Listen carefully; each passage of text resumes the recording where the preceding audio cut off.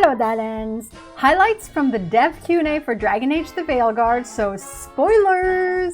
With John Epler and Corinne Busche. No romances outside of the companions. So no Varric romance, Rook can't flirt with Solus, no Ilario flirting or for anyone else. So the team wanted to focus on deeper romances with the companions. Deeper relationships, but for romances specifically, deeper romances with the companions only. They didn't say anything about mild flirting or if someone else flirts with Rook, but no romances outside of the companions. I'm okay with that. Companions with magic-like abilities is because the Veil is weak for a lot of them. The magic is coming back to the world and they all have unique abilities to some extent. There is some flexibility for bringing companions as part of the party if you want to bring the same people all the time, which is why there's a lot of the DPS companions have healing abilities, but they were saying mostly the challenge would come if you're playing in nightmare mode, for example. Time slows time for everything in the world except for Rook and the team. So it's the same thing as in Dragon Age Inquisition, as I had speculated. Some runes are there to help balance things out when not bringing a tank in the party. So there's more flexibility in build crafting and synergies. That's good. So there's gear for each of the factions. It can align with your faction, but you can also use it if you're not part of that faction too. Evoker isn't just ice magic, it can be all of the elements. It expands to lightning and fire as well. Transmog is basically the system of making a piece of gear look like another piece of gear so that Rook can look the way you want Rook to look. So once you pick an item, you unlock the appearance of it too. And sometimes items are only for appearance. Both John and Corinne were saying fashion is the true end game. You can buy gifts for companions and it's not going to raise the relationship with them, but they're going to display it in their rooms. The core of concepts stay for the concept art, but certain details like class could change. Lucanis, Emmerich, and Nev, when written into Winter Nights, were already companions. Harding later got promoted to a companion, and each writer writes characters they are passionate about. I did say Lucanis felt like companion material, but he was already written as a companion. I'm glad, because I fell in love with him, so... Vows and Vengeance is meant to give a taste of the world state of Thedas currently, how things are, and a small showcase of the companions to enhance the experience for Veilguard. But it is not a requirement to enjoying the game. The only thing needed to enjoy the Veilguard is to play the Veilguard. There are cameos and appearances. Only one in this Q&A was confirmed, and Corinne confirmed that Mayveris is in the game. No clue about what role or capacity she plays. In my tarot reading, I was speculating that Mayveris could be an advisor with Dorian or an ally in Tevinter. We do learn what happened to Lucanis' parents and all his backstory throughout his arc. I have a lot of questions, so there are more Lucanis spoilers. There are no restrictions of faction and specializations for the classes. This is good. I had been wondering about that. So it's good to know that we can basically choose whatever specialization we want for our class, no matter what faction we're in. There was a question about poly romances in the next game, and Corinne says cannot make promises for poly next time, but is with us on that for wanting poly romances. It could be an interesting option to have in the game. So in character creation, it's been confirmed we can save the creations of our Rooks and Inquisitors in the sense that we can import an appearance from an existing save. That save has to be local to the machine. So it's kind of similar to Mass Effect Andromeda, like I had predicted, but with a little bit nuanced. So I guess we cannot import old Inquisitors from the previous console, but new Inquisitors will be importable, as well as Rooks. I still want to see how it is, actually, and how it's going to be creating my Rook who looks exactly the same as my Inquisitor when I do Asan Lavellan and Revasan Lavellan, the twins. I'll still have to spend hours in character creator,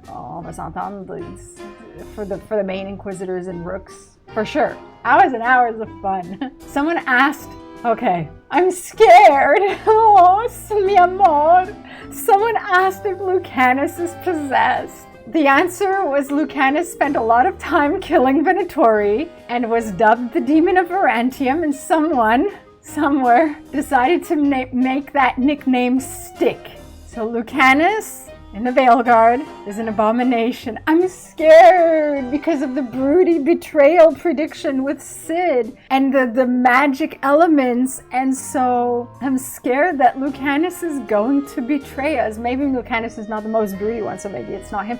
And we've already had an abomination betray us, so that would be kind of redundant. Okay, so my hope lies in the fact that he will not betray us. Like, it's okay. I guess it's okay. He's an abomination. I didn't want him to be an abomination. I don't like this because it makes me so anxious, but it's okay. When you love someone, you accept them how they are, just the way they are. I accept Lucanus as an abomination. But I have so many more questions. It's a good thing I didn't record those notes. I need to change all those notes for my video now.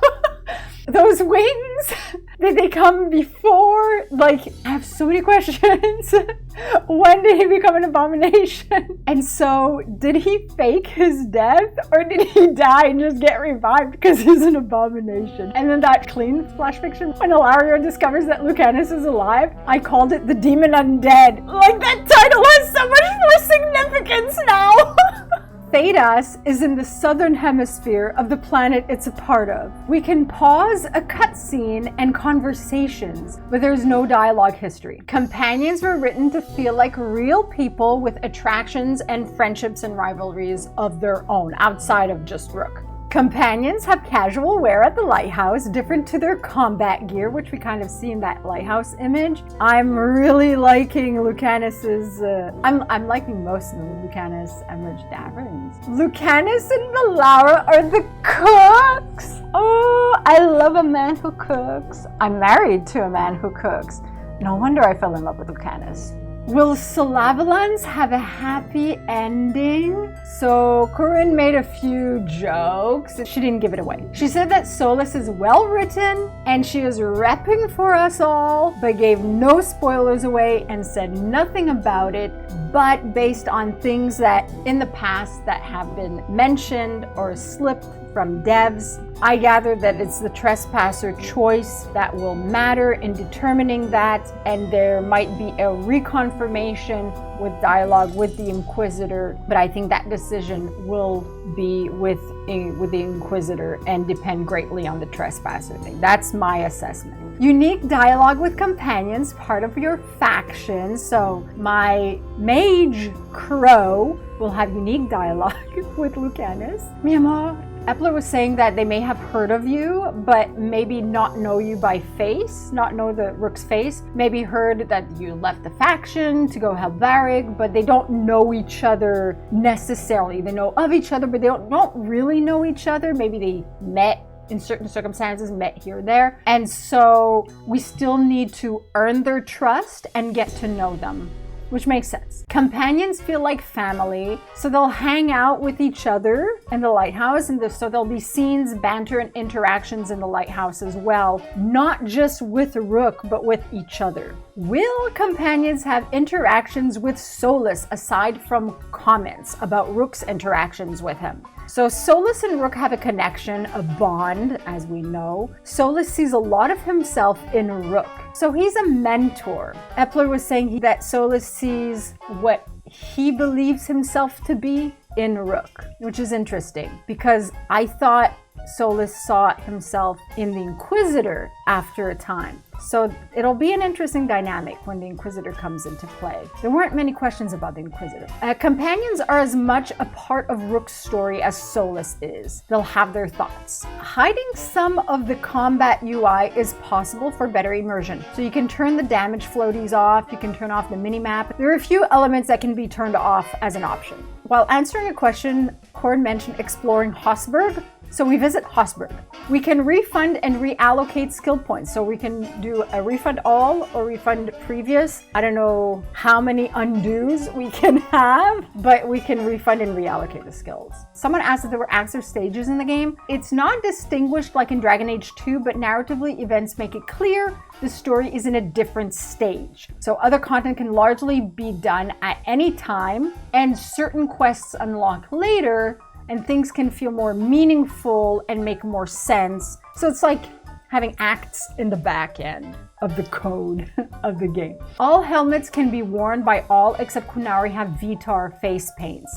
It wasn't too clear about if you can toggle off helmets. I'm assuming that you can. I like to toggle off the helmet. I have the helmet and the gear, but I like to, in appearance, toggle it off, because I like to admire the faces of the characters I create. Asan, not my Inquisitor, the Griffin, has brothers and sisters, so there will be more Griffins in the game. Surnames are based on backgrounds. So I guess the faction that you choose, it's unclear if it's just the faction or if it's a combination of the faction and your race. So for example, maybe a crow elf will have a different last name to a crow human, to a crow Qunari, I don't know, or just a crow Rook will have one last name and that's it. There are audio snippets for companions in Vows and Vengeance. Each episode will feature one of them. So Neb was in the first one, Emmerich is in another, Lucanis and so on and so forth. They kind of skipped over the part of the question of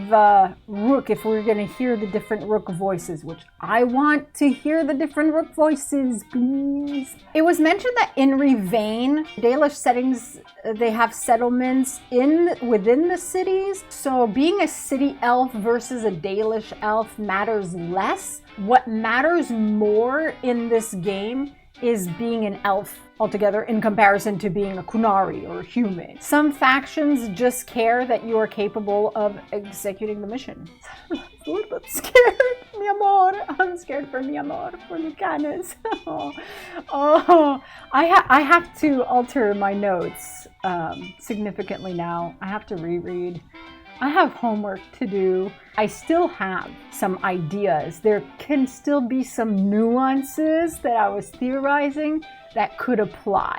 Let me know your thoughts in the comments below, and I'll see you all soon. My Serranas.